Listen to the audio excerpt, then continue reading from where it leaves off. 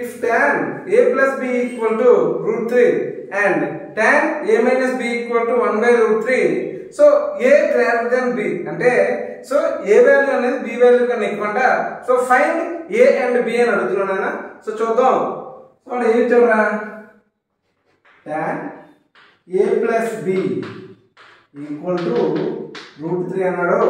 అంటే tan 60 equal to ఏమన్నా route 3 అంటే a plus b equal to 60 degrees అన్న. అంటే a plus b equal to ఎంత 60 degrees. And tan a minus b equal to 1 by root 3 అన్నారా. అంటే tan 30 equal to 1 by root 3 అన్న.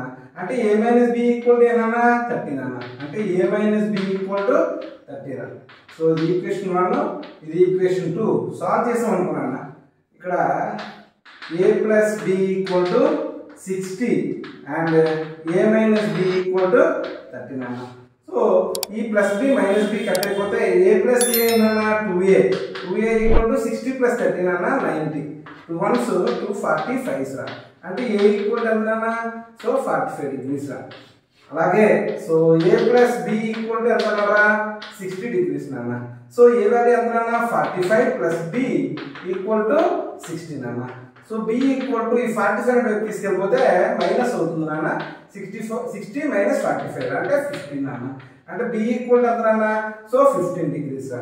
సరిపోయినా. So ఏమన్నాడు, a value అనేది సో b వాల్యూ కన్నా పెద్దది అన్నాడు. సో పెద్దదే కదా.